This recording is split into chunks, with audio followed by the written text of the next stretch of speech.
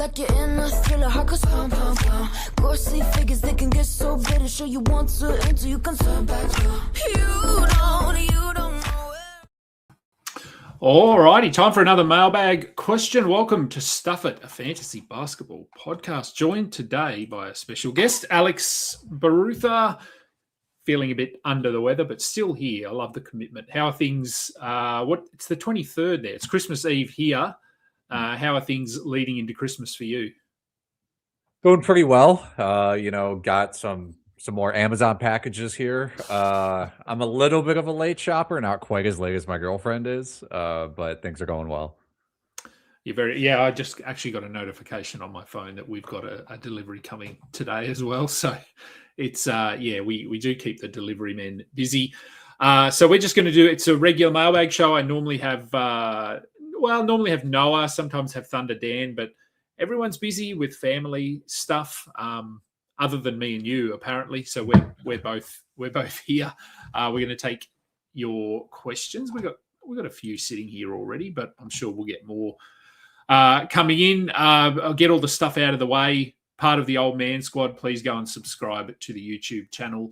Brought to you by FanDuel and part of the Believe Network as well. So go and do all of the likes and the thumbs and everything. Let's just get into the questions. The first question, traded Ja Morant and Ryan Kalkbrenner for RJ Barrett and Joel Embiid. Am I a madman for making that trade? I think I cooked. Depends on your thoughts, I guess, regarding Embiid, doesn't it? It's certainly a fair trade in terms of per game and upside and that sort of thing. But are you sort of actively seeking out Joel Embiid in any format at the moment? No, I'm not actively seeking him out, but I would say you're not a madman for this trade. I mean, Kalkbrenner is still someone I think worth rostering, but less of a must roster player than he was before. So, trading him away to me doesn't hold a ton of weight. So you could almost view this as like you traded Ja for RJ Barrett and Embiid, which I think is actually it's a very fair trade. Yeah, I think it's fine. RJ, as we know, has a lot more value in points leagues than category leagues. And Ja Morant himself hasn't been a picture of health. So getting off him is not a bad thing either. So, yeah, I think this is fine. And what do we think of Jeremiah Fears rest of season? Is Murray going to make sure he definitely isn't rosterable? We had a couple of DeJounte Murray questions on the last show that I did with Kieran about whether we're stashing him or we adding him. I believe we've had some information come in the last sort of 24 hours about DeJounte Murray maybe returning early January or early to mid-January. What that looks like, we don't know. I think there's a lot of questions about the Pelicans at the moment. Is that for you? I mean, first of all, I guess, are we holding Jeremiah Fears because he hasn't been playing super well? Are we holding him, and is the impending kind of DeJounte Murray return going to impact him to the point where he is just definitely a drop? I think right now he's a soft hold, but I wouldn't blame anybody for dropping him. I mean, the presence of Jordan Poole has really not only both cut into Fear's minutes, but also his usage. Like his just involvement in the offense is way down. In addition to the minutes, obviously, and it doesn't help that during this stretch the Pelicans have played really well. So yeah, when DeJounte comes back, I think it is possible that Fears might already not be a player you have to roster right now, but it's only going to get worse, I think. Yeah, I will say that for tonight, though, Herb Jones is out and Jordan Poole is questionable. So if you do have Fears, maybe you hold him for tonight. Also keeping in mind that there's 14 games tonight, is that right? Yes, I think so. Yeah. So you might not be playing Fears anyway. Thoughts on Isaiah Collier for the rest of the season? Is he must roster, punting, big man stats? So really, I guess you're chasing guard stats here. So yeah, I mean, what are our thoughts on Collier? He probably hasn't hit any great heights, but he does give you assists. I don't know. Is he someone that you're rostering anywhere? He is not someone I'm rostering anywhere. A lot of ups and downs. Obviously, we know the story with the Jazz, which is like the rotation's going to be all over the place. Yep. And I mean, Collier is someone who I don't really like as a player. I I think that, he's not a very good scorer. He can't shoot. He just he's kind of an assist merchant. And I just, look, if you're punting the big man stats, I think he's fine to roster. I'm just not convinced he's going to be like a must roster player the rest of the season. Yeah, I think last year was a bit surprising. He sort of had a bigger role than we thought. And then coming into this season, there was some sort of mixed, I guess, opinions on where does he fit in the rotation? What is Keontae George going to do this season? And I know you were pretty high on Keontae George, and he's sort of taken his game to that next level, and it seems to be sustainable. But I mean, even yesterday when they were disgusting, he still had a good game. Yeah, I mean, Keontae George has been fantastic, man. Yeah, but the thing about Collier is, I think, he was never supposed to be. He was the 29th pick, so it's not. It shouldn't surprise anyone if he just kind of isn't that good. But people seem to really like him a lot, and I get it because the assists are really great when he plays, 25, 26, 27 minutes. But they also have Walter Clayton there now, so who's to say? Like, obviously, like Collier's had a pretty good 4 or 5 game stretch, but who's to say in a month that Clayton isn't playing more than Collier is? Yeah, I think that's definitely a possibility. Let's stick with the Jazz. Is Ace Bailey a hold in a 12-team category league? For me, this is a no. Yeah, I mean, he's not a must roster player. He's a luxury hold, I think, is probably the point that we're at, right? Because I do think there is, at the end of the season, going to be a lot of usage available for Bailey. So to me, he's a hold if you can afford it. Like, if you're in the bottom 3 or bottom 4 of your league, you probably just can't. You just can't do it. It was funny, actually. I was reading, I know on some stuff came out on Twitter just before I jumped on with Kieran about the whole tanking situation, and that the league is trying to implement some changes and that sort of thing. And then like 5 minutes later, the Jazz ruled out Yusuf Nurkic and Lauri Markkanen with their injury maintenance / rest. So I wonder if they saw that and just went, well, now we're just going to rest everyone. So, and I guess that goes back to Ace Bailey. I don't think Ace Bailey will be rested or anything. I think his minutes are just locked in because he's not helping them win. So, yeah, if you do want to hold him or view him as a stash, he will at least have a pretty consistent role. We only have one IL in my league. We'll go and change that. Yours is empty. Kristaps is available to pick up. Is he a stash? Who should I drop to activate Austin Reeves, Reed, or Anthony Black?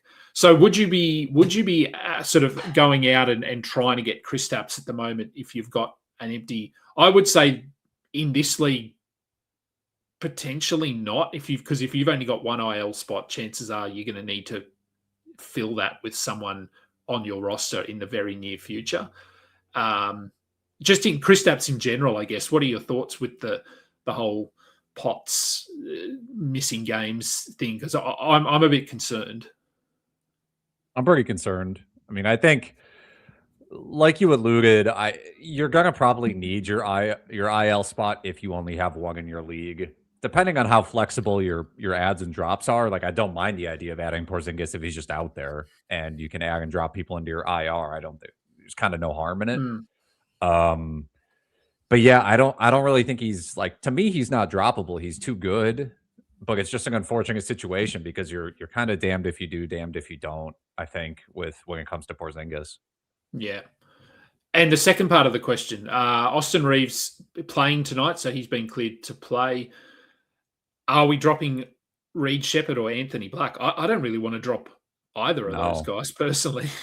It sounds like your team is too deep. If I were you, and I give this advice to a lot of people who come to me with drops at should I drop these players who are too good? Which is you should make a trade. You should do 2-for-1 trades because you can certainly open up. You should have at least one streaming spot, in my opinion, on your bench, if not 2. Yeah. So I would try to do a 2-for-1 trade, not necessarily with these guys, but with anybody on your roster, just to get more top end talent on your team. Yeah, and I think Anthony Black is a perfect candidate for packaging in a trade at the moment because Jalen Suggs, I guess he'll get healthy at some point. Franz will come back at some point. So Anthony Black's value is probably at its peak right now. So if you could package him with like a Reed Shepherd and get a top 20 player back or something like that, then but yeah, I wouldn't be dropping either of these guys if you could help it. All right, points league. Games cap. Who would you rather, Kevin Durant or Austin Reeves? Interesting. I mean, my gut feeling is Durant, but I know he's a better category league player. Yeah. I think I'd probably rather have Durant. Not that I don't know what he's averaging fantasy points wise off the top of my head, like 39. So Reeves is basically averaging 4 or 5 more fantasy points than Durant. Yep. It's kind of a wash.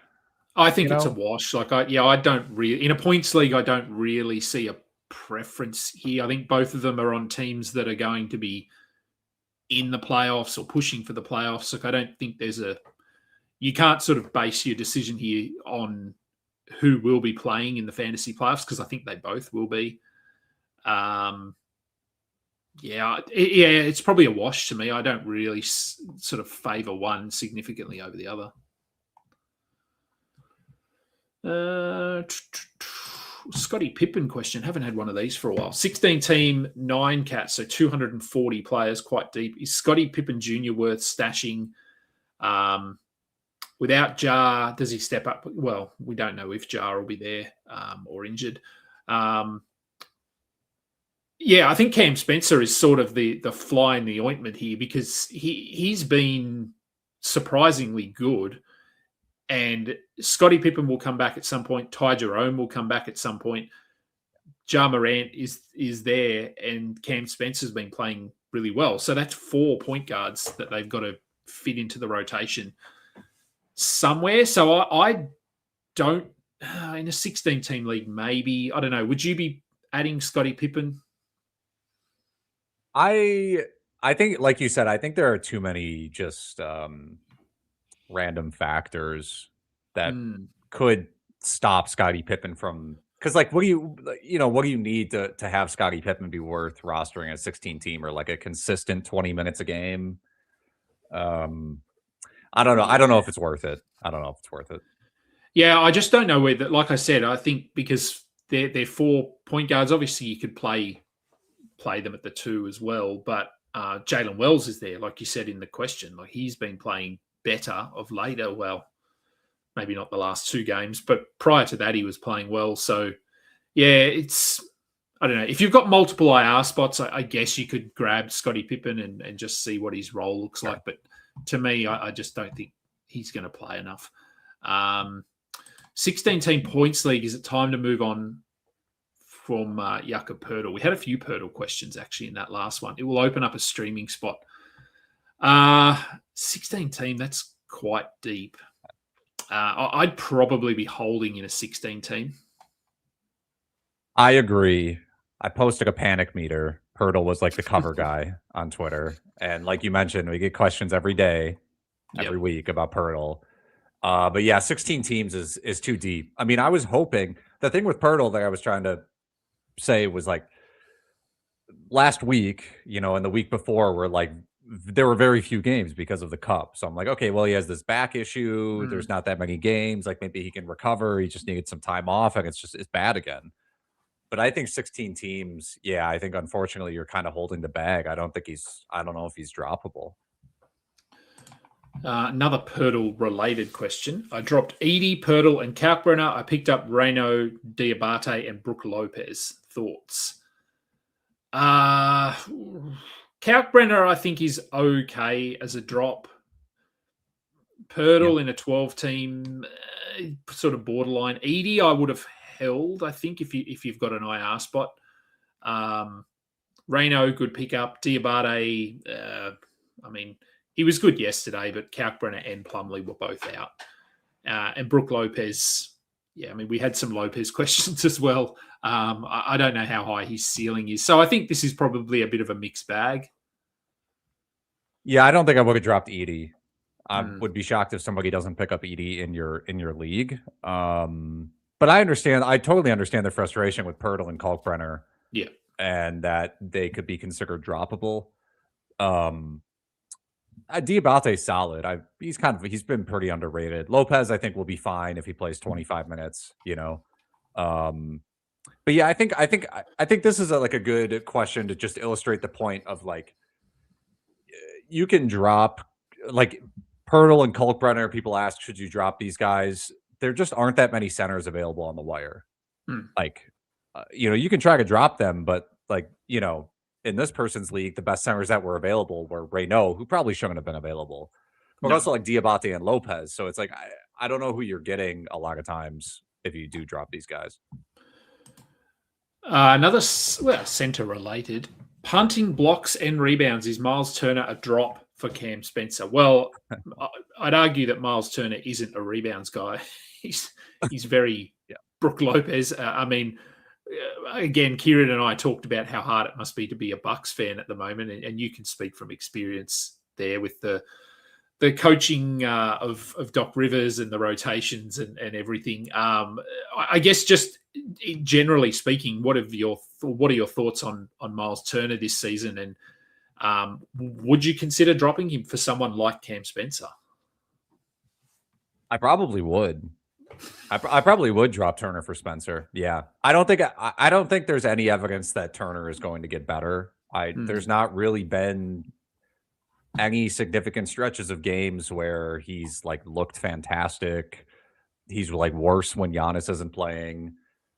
I don't know. Generally speaking, I prefer to hold Turner because he's still like a decent category league player. But if a player like Cam Spencer is available in your league, I think it's fine to drop Turner. Yeah, man, he's been frustrating. And it's not due to lack of opportunities, is it? He's had playing time, he's had guys out, but I don't know. It's like they just don't know how to use him properly, and it's weird. It's weird. Okay,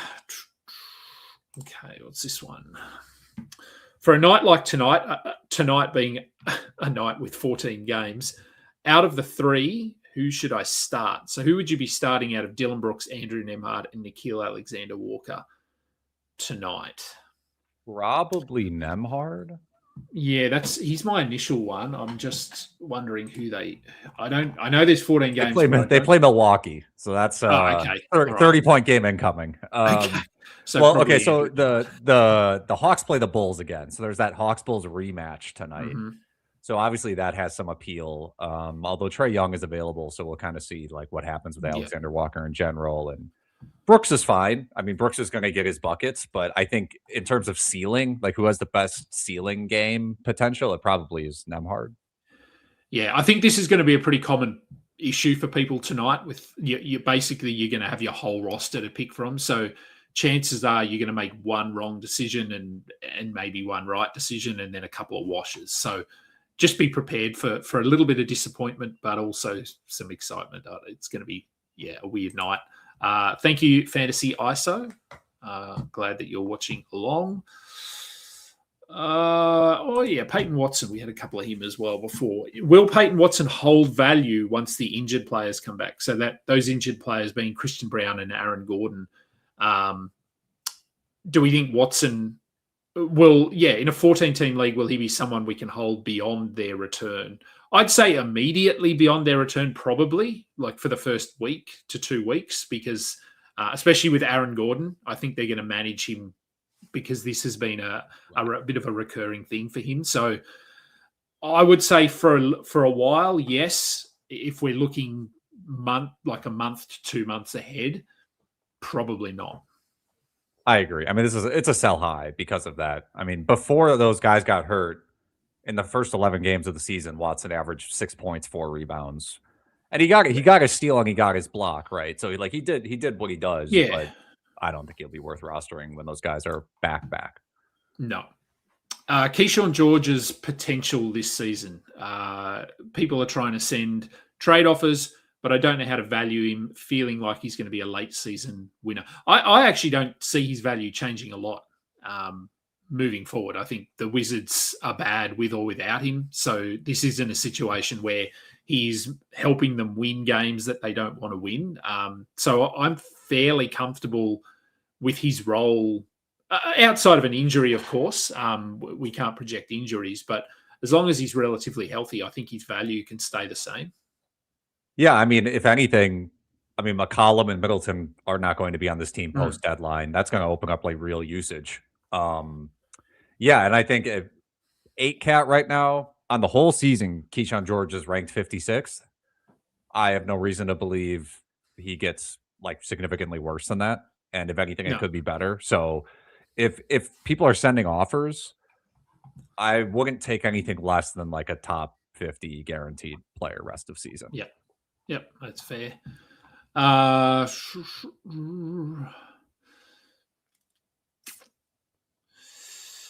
Okay, Dyson question. In an 8-team 9-cat league, excuse me, if Dyson keeps putting up low production and steals, would he eventually be a drop to make a stream slot? The minutes are encouraging. The minutes are going to be there. His role is there. He's very important to this team. So the role is not going anywhere. The question is, as you've sort of alluded to here, is what does his production look like once Trae Young is fully healthy? And if Porzingis gets back on the court, he has an impact just in terms of usage as well. So would he be a drop? I think it would get to a point where if you don't need the steals, you could consider dropping him in an 8-team league. But I would be holding at the moment. Yeah, I think he probably is a trade candidate more than a drop. Like I understand, like I'm not someone who's high on Dyson. I would probably still be rostering him in your situation, and I think he probably will just generally be a rosterable player even in 8-team leagues. But if you don't have that much confidence in him, I'm sure there's at least one guy in your league who wants the steals or wants the production and will trade for him.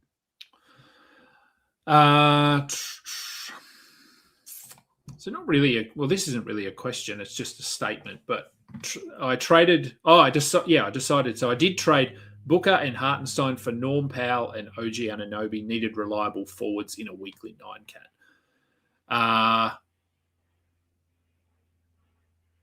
mean, if you need forwards, I guess, position eligibility, neither Booker or Hartenstein are forwards, and you picked up 2. So that makes sense. But I think personally, I probably would have kept Booker and Hartenstein. Yeah, it's. I know Booker hasn't been playing to the level that we had hoped. Like he started the season pretty hot and he's cooled off since. But I would still rather have Hartenstein and Booker, just because Booker is at least theoretically just an elite fantasy player. But I don't know the rest of your roster. Okay. Would we trade Okongwu, Anunoby, and Lopez to get Holmgren, Mark Williams, and Aaron Gordon?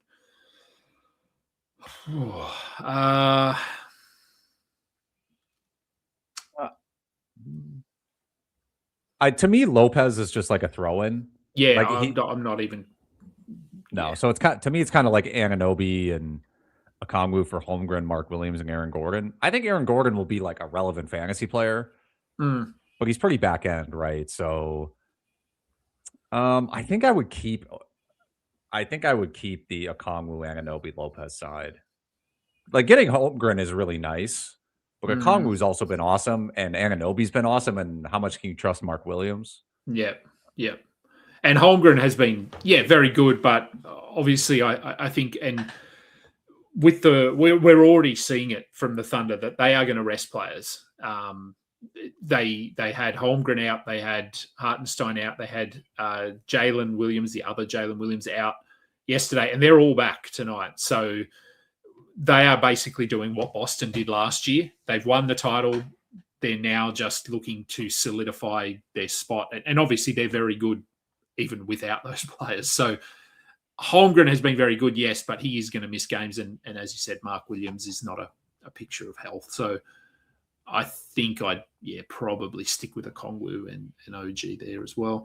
Is Sandro Mamukelashvili a must roster? We had this exact question in the last one. So interested to see your thoughts on Mamukelashvili. I don't think he's a must roster, just because like we've seen plenty of games with Poeltl out or limited, and Mamu's been fine. I just like he's good to roster. He's a good player. If Pirtle's gonna miss time, he'll be good to roster. I just don't think he's a must roster player. He's more of like a streamer to me. Yeah, I think that's where we sort of landed. I think if you've got him on your roster, which I do in a number of leagues, I'm just holding him because I haven't come across someone that has sort of jumped off the page, off the waiver wire for me to go and add. But if he's available, he's pretty limited in what he does. He's sort of a points and threes or out of position threes. Well, not that, I mean, everyone shoots threes now, but he doesn't get a lot of defensive stuff. He's not a high volume rebounder. So he's not sort of this player that's like, for example, I would much rather Maxime Reynaud at the moment. I would. So who would you rather, Brook Lopez or Mamukelashvili? Probably. Oh, that's actually, you know what? That's a good question. Because I can't say with confidence that Lopez will be giving better numbers than Mamu. I'd probably rather have Lopez, but it's not definitive. And like you said about Mamu, he's kind of a jack of all trades, like master of none. You know, he's got like no weaknesses, but no major strengths. And the thing, and then Toronto too, they clearly like Colin Murray Boyles. So, you know, he's going to get plenty of time as well. Not necessarily be like a huge fantasy relevant guy, but it's not going to be Mamu playing 30 minutes a game every night. And I actually sort of posed the question to Kieran in terms of Brook Lopez. Do we know he's going to start for sure? Like, could we see a situation here where John Collins starts and Bogdanovic comes into the starting lineup? I think that's definitely a possibility. I thought about that. Someone asked me on Twitter, would you rather have Lopez or John Collins? And I was like, I'm pretty sure I would rather have Collins. Yeah. Because Collins should get a boost also. You know, I mean, do we know Brook Lopez is even capable of playing more than 27, 28 minutes a game at this point, right? So, and they haven't really shown much of a, you know, they haven't really played like Niederhauser and stuff like that. Like they don't have great backup options. So maybe we'll get some John Collins at center, which could help. I mean, in theory, that helps Collins a lot. He's at his best statistically when he's playing center. Yeah, and it could come down to the matchup, who they're playing. Yeah. So tonight they play the Rockets, who will go obviously with Şengün and Jabari Smith. Yeah. So that's relatively sizable. So maybe they do go with Lopez and Collins. But if they were up against someone like, I don't know, just looking across the... If they play Golden State, who plays small pretty often. Oh, yeah, Lopez won't start in that, I don't think. It's possible. I doubt anyway. All right. Matt Carmody, would we drop Anthony Black, Maxime Reynaud, or Jay Huff for Cam Spencer? Interesting. Probably my gut reaction is Huff. Yeah, he's mine too. I think Reynaud is just safe. I'm not worried about Reynaud at all. No. And obviously, like we mentioned before, you know, Black is seeing increased minutes because of Franz, but like Black's played pretty well all year. Yep. Yeah, I think it'd be Huff. I think we've seen enough uncertainty in that Pacers rotation. And they just signed James Wiseman to a 10-day. So they obviously, not that Wiseman is good, but they're obviously not set on Jay Huff as he is our center. He is who we need to prioritize. They're looking at other options. So as you said, I think Reynaud has been super impressive. Defensively, he has some holes. I think Alperen Şengün took advantage of him in that game the other night. But yeah, I think I'd consider dropping Huff here. What's this one? Hang on, that's a question. Okay. I lost basically my bigs. So KP, Ingen, Edie, Klingen.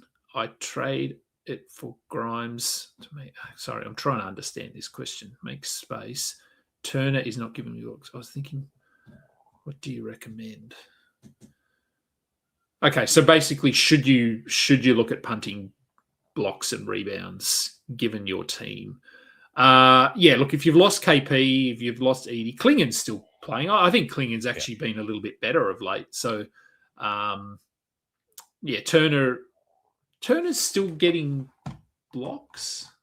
Sometimes when he feels like it. I think he's gone 3 straight games without a block. Oh, okay. So he's not. Yeah, look, I guess so. I doubt if you've lost Edie and you've lost Porzingis, so you've really got Klingon and whatever version of Miles Turner this is, then you're probably not going to be competitive in blocks. So I would probably look at punting at least blocks. And if you're looking at punting rebounds as well, Klingon might be a nice trade piece that you could move off of, because that's basically where all his value comes from.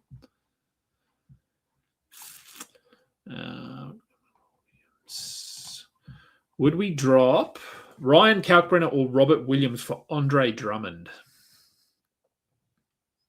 Robert Williams question.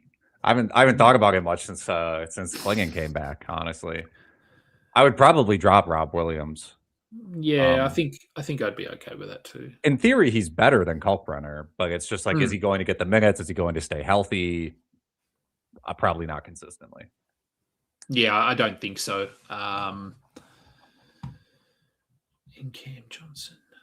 Shit. Oh, that's not a question. Okay, who to drop to activate Austin Reeves? Tamani Kamara, John Collins, Mathurin, or Trey Jones? Well, I wouldn't drop John Collins. We just sort of talked about what his upside is now that Zubats is out. I probably wouldn't drop Mathurin. I know he's been up and down, but I still think we're holding him. It's probably Tamani Kamara or Trey Jones, one of those two. Yeah, I think I would drop Trey Jones. Well, I don't necessarily want to, because he's still around and still putting up like pretty good numbers despite the team mostly being healthy. But and I know Kamara has been disappointing relative to people's expectations. But I think I would like to hang on to him given the amount of minutes he plays. Yeah, he does play a lot. I think it probably is Trey Jones, but as you said, he's thereabouts, and he's pretty clearly their best backup point guard. So if Josh Giddey gets injured at any point, Trey Jones would become a must-roster player very quickly. But of those four, I think it probably is Trey Jones where we sit right now. And also Jones is, positionally, he's a guard. And if you're activating Reeves, who's a guard, there's probably, you might not be playing Jones as much as you want to play him. Okay, what's this one? We had a very similar question before. So I've got AJ Mitchell in a 14-team roto. Is he a hold given the concussion? Competitive league, I like his attribute. Yeah, look, I think Kieran and I settled on yes. I think AJ Mitchell is a hold in a 14-team league because of what I talked about, the fact that the Thunder are going to be resting players sporadically over the next couple of months. And even with a relatively healthy roster in the last week, Mitchell has still been doing stuff. He's still scoring. I know he's out with a concussion, but that isn't a long-term thing. So I would be holding him in a 14-team league. Yeah, I think that's fine. They're probably going to, and you mentioned that they rest guys all the time, and I think they would love for him to win Sixth Man of the Year. So I'm sure they'll continue to feature him in the offense. Yep. Here's an interesting one. Franz Wagner or Lauri Markkanen? I immediately think Franz because of the Lauri risk, the Utah risk. I think if we're just purely looking at per game value, and obviously Franz is injured right now, so you'd be taking a hit in the short term, but I think long term I'd go Franz. 100% agree. Yeah. Okay, where are we at? 35 minutes. Another Poeltl question. Would we drop Poeltl in a 14-team league to add Zach Edey? Yeah, I think you have to do that. I know Edey's hurt and he's going to miss a month. Poeltl could miss a month. Who knows? Yeah, Poeltl. Yeah, exactly. Poeltl can miss a month, and we know that when Edey plays, he's a monster. So, yeah, if you can deal with a 4-week absence, like if your team is good enough, then I would do that. Yep.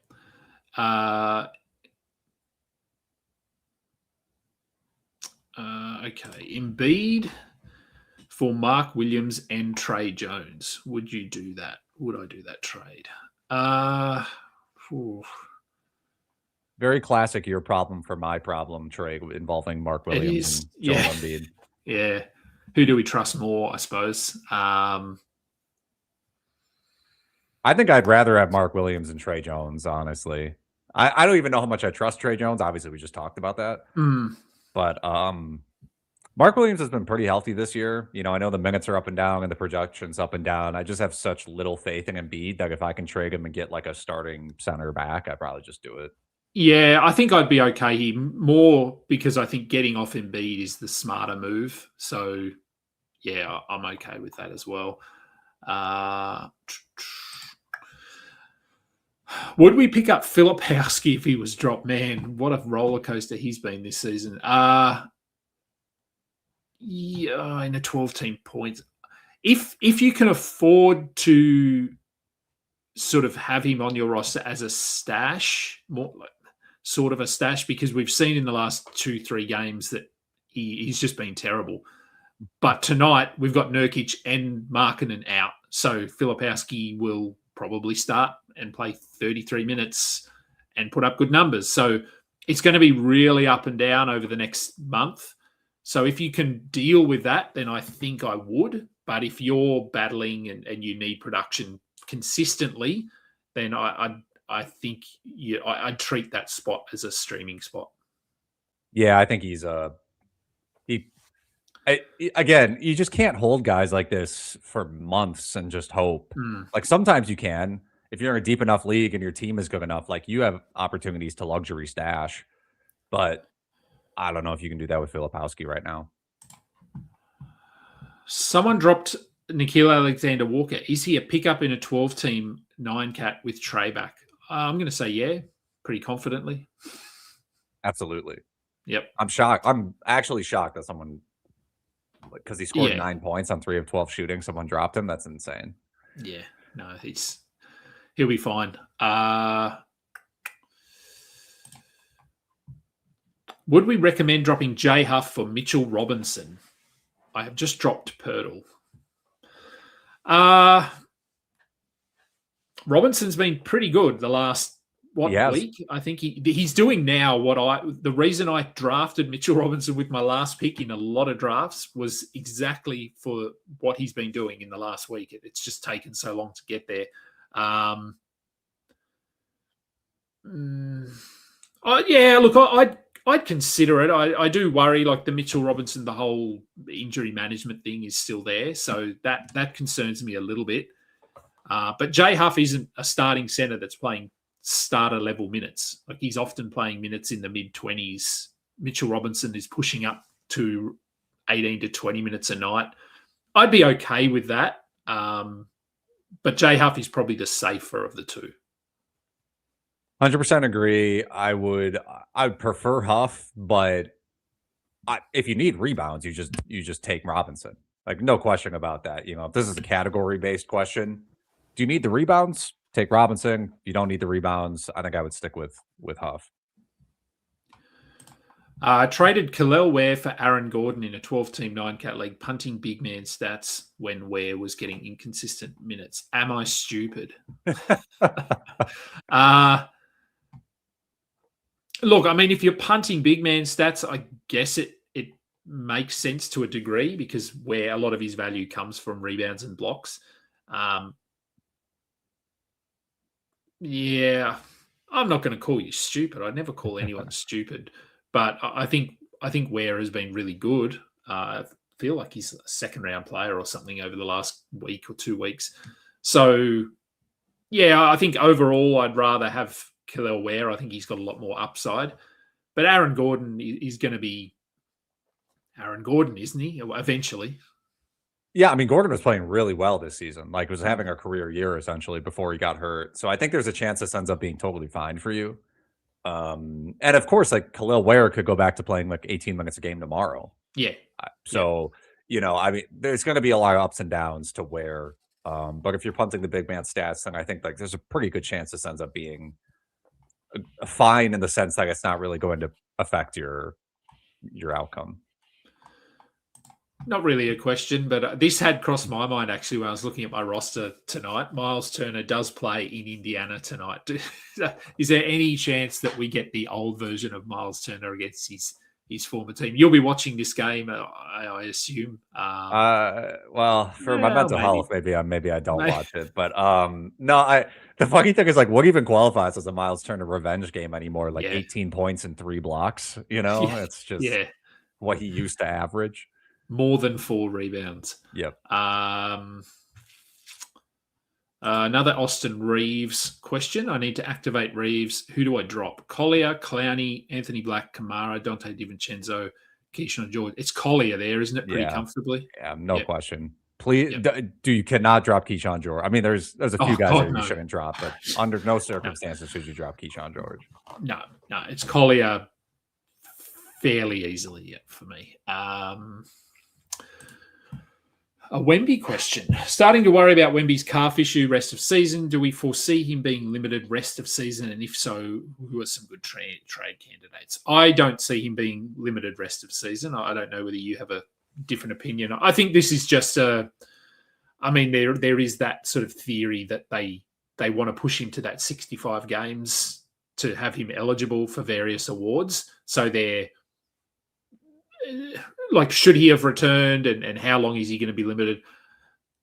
I think have we got clarity on tonight? I know he was questionable. I think he'll play. He's still questionable. Still questionable. I do think he will play tonight, but will probably be limited to around 20 minutes. I thought I saw that he made shoot around or something. Well, I mean, we've seen in the past, teams. Yeah, made shoot around. Okay. We've seen in the past teams, like when guys come back, San Antonio, are they on a 5-game win streak right now? They're on a win streak. It's at least 5. So I think we see sometimes they're going to bring them off the bench. They're going to keep them limited. If they keep winning games, they'll just keep doing this, and I think it may not change until they start losing games again. But should you trade him away? It doesn't really worry me that much, but I will say this. If you're going to trade him, make sure you get back like a real first-round player. If you trade him, trade him for like SGA or Tyrese Maxey or something like that. Like Cade Cunningham, I don't think I would, but like make sure you at least get someone back of like Cade Cunningham's caliber, Yeah. Don't buy or don't sell low, I Right. guess. In 20 minutes a night, I've just got his numbers here, and this is 9 cat, I think. Yeah, 9 cat leagues. In 20 minutes a game over the last week, he's the 24th ranked player. So Right. Yeah. if that pushes back to 26, 27 minutes, he's a top 10, top 8 player. And then obviously when we get back to his usual 30 plus minutes, he's number 1, number 2, something like that. So I'm not too concerned. Is Jalen Tyson a drop, or should I hold? I'd be holding Jalen Tyson. I know he was really bad yesterday, but I'd be holding him. Guys have bad games. Cleveland's a little healthier now with Sam Merrill coming back, and eventually they're going to get Max Strus back and all that. To me, like you mentioned, Tyson's a hold. He's such a good player. Like he pops off the screen when you watch him. To me, it would be crazy that they start playing him like 20 minutes a game or 18 minutes a game before the entire team is fully healthy. Not really. Well, I guess it's fantasy related. Any chance that OKC will avoid sitting players if they have a chance to beat the 73-9 record? Do you think that that's in the back of their minds at all, getting that best record of all time? I'm sure OKC would tell you that they're not thinking about it and they're like playing video games and they don't care or whatever. I think they would I still think they would like to do it. It is possible they would not. I think if they had 72 wins and it came down to it, I think they would play their guys. I'll put it that way. Yeah. I think they've lost 3 so far, 2 of their last 4. I think it's probably certainly on their mind, so that they'll evaluate at different periods throughout the season. But I don't think it's going to stop them resting players at the moment. Like we'll get these odd rest games like we did yesterday. What do we got? 45 minutes. Would we trade Chet and Keyshawn George for De'Aaron Fox? Chet and Keyshawn George for Fox. I don't think I would. No, I think I'd hold Chet and Keyshawn there. Yeah. I mean, Fox is really good. I know he's a little more up and down than we maybe thought he might be. Stephon Castle's usage has been really high and all that stuff. But Chet and Keyshawn George they're just too talented of fantasy players for me to give them both up for one guy who's pretty good. Yeah.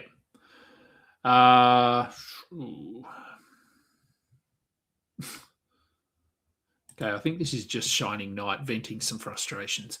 Here to voice frustrations, hope all is well. 6 players injured in the big man build. Yep, I feel that. Anyway, I can get Scotty for Zion.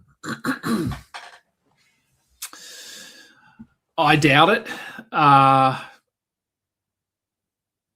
Yeah, I mean, Scotty's probably a little bit of a buy low at the moment. He's had a couple of subpar games, and Zion has obviously looked pretty good despite coming off the bench. I don't think anyone would give up Scotty Barnes for Zion. I think I'm fairly confident in that. If you could package him with, so we've got the rest of his team here.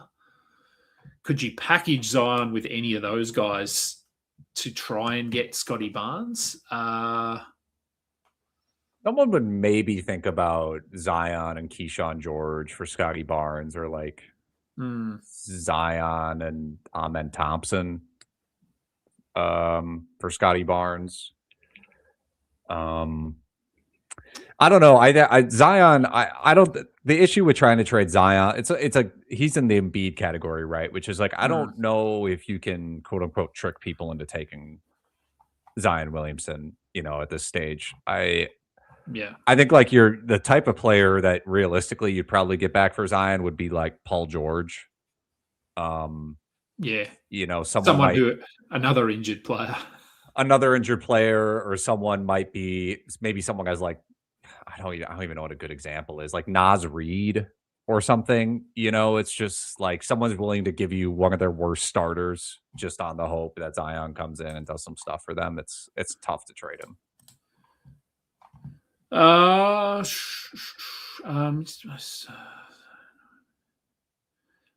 So just someone sort of coming in late, D-Smooth, with the Poeltl conversation, annoyed with him this year. Is it risky to drop him in a 10-team? So in a 10-team league, are we dropping Jakob Poeltl?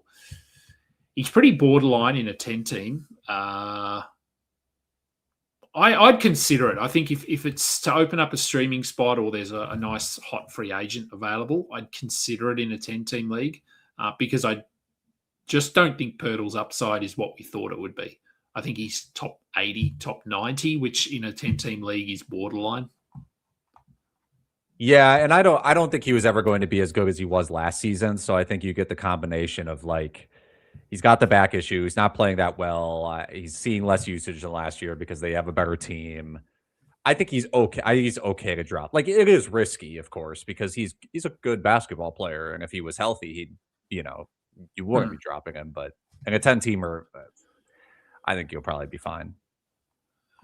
Gobert or Bane rest of season? I think this one just comes down to what stats do you need. They're very, very different players.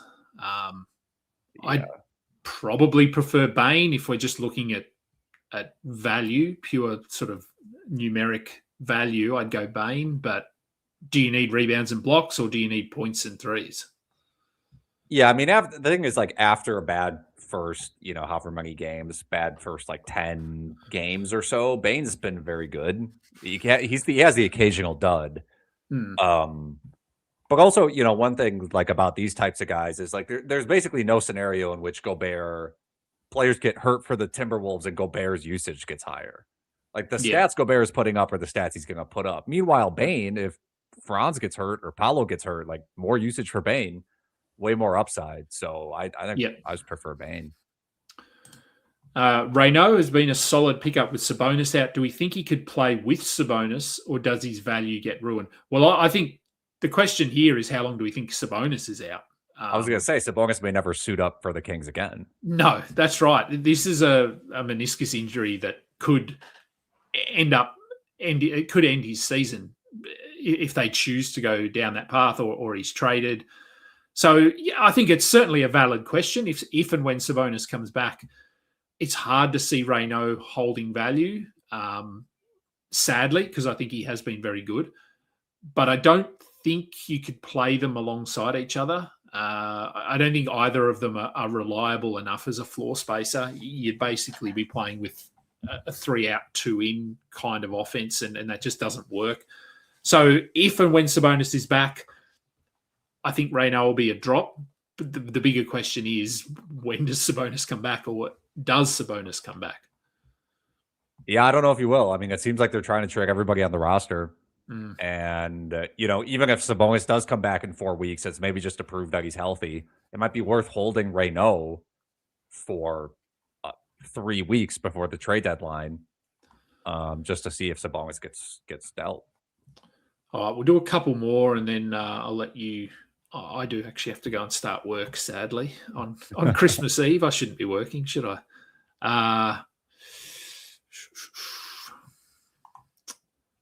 What have we got? Okay, Brandon Miller question. Should I be looking to trade Brandon Miller or hold in a 9-cat? Are we worried about the shoulder? I'm a little bit worried. I think it's an injury that he's obviously trying to deal with and play through, but it does seem to be impacting him somewhat. And we know that the Pistons will absolutely rest him or get him out of the rotation if it's not looking like they're going to win games. So I think if you want to try and get off him, I would consider it. Yeah, I agree. As much as that pains me to say, I was really high on Miller this year. Unfortunately, can't do anything about the injury. It's not good that he had to seek a second opinion, and he played with the giant brace. It's not even a brace; it's just like a bunch of padding or whatever. Yeah, it's hard for me to think that he's going to turn the shooting around in a big way. Maybe after the All-Star break, he comes back a little fresher with some time off, but it's really hard to bank on. So I'd be fine trying to trade him and just assuming you're not. I don't think you'll get burned if you get back like a top 75 player for him. Yep. Another Austin Reeves. Man, everyone's activating Austin Reeves tonight. Are we dropping Cam Spencer or Najee Marshall for Austin Reeves? Probably Najee Marshall. Najee's my initial sort of reaction, but I mean, he's been playing really well. He has. As well.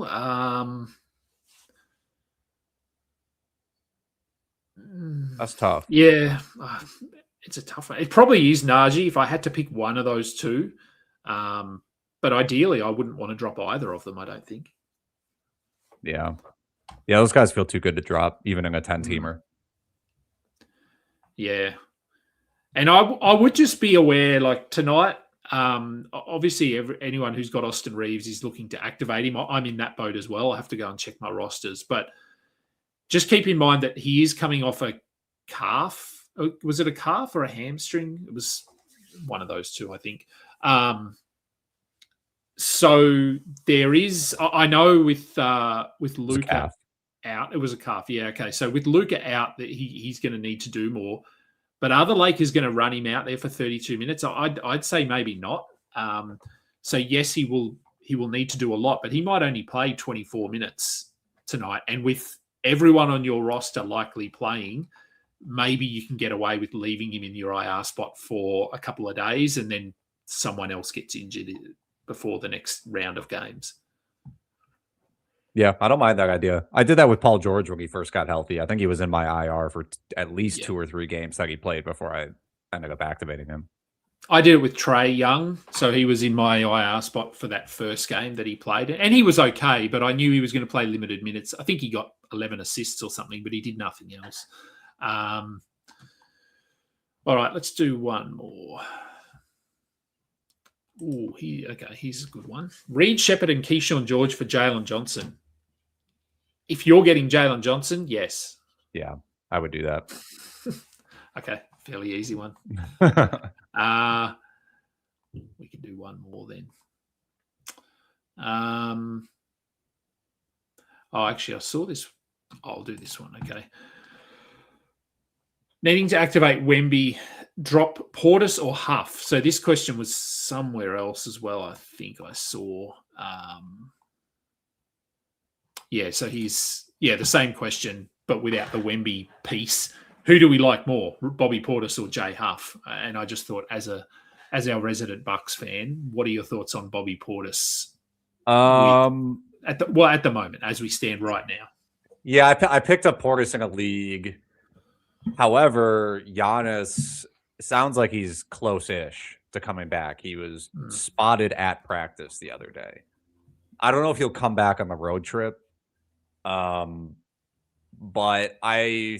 once Giannis is back, I think Bobby's pretty much done. So I think I would probably prefer Huff. You're going to lose out on a few games probably from Bobby. Or you might not, because he might play like 20 minutes and do nothing. Instead of 38 or whatever he played the other night. So yeah, I think I'd still prefer Huff. Yeah, agreed. I think I'd go with Huff there. Portis has had a couple of good games, but overall he's been pretty disappointing, even with Giannis out. So I'm okay going with Huff. All right, I'm going to let you go, and I'm going to go and have some breakfast and start work. Where can people find you and everything that's happening at RotoWire? And what is, are you guys taking a break over the sort of the holidays with the shows, or are they just continuing? Yeah, no show on Friday. If you're a watcher of the RotoWire Fantasy Basketball Podcast, no show on Friday, no waiver wire show. But otherwise, it's mostly business as usual. Tomorrow's nice. We get a day off in general on Christmas Eve. No NBA games. So that's a nice break. But you can find me on Twitter, X, at Barutha Alex. And just rotowire.com/NBA. You'll see all the content we put up. Kingy writes a bunch of content for us, waiver wire, stuff like that. So you can just go there and you'll see everything we're doing. All right. And thanks for joining the show, jumping on. It was short notice, I know, but glad you could jump on so people don't have to listen to me for an hour. My shows will just continue, I think. I don't know, there might be a couple of disruptions, but it should just be business as usual. Looking forward to the day off tomorrow. As you said, it works out perfectly for us here in Australia, because obviously the Christmas Eve break is Christmas Day for us. So it means that we can spend time with family and we don't sort of have NBA going on in the background. And then once Christmas is done, our Boxing Day starts at about 4 a.m. With those early games. So always a nice Boxing Day here. Go and check out Alex, all of his stuff, the RotoWire. As you said, my articles are there, as well as a whole heap of other content. I'll be back later in the week with another show. Thank you, everyone, for tuning in. He is Alex Barutha. I'm Adam King. This has been Stuff It, a fantasy basketball podcast. We are done. You don't know where I've been, what's going on inside, where the monsters like to come alive. Do you really want to know me? I'm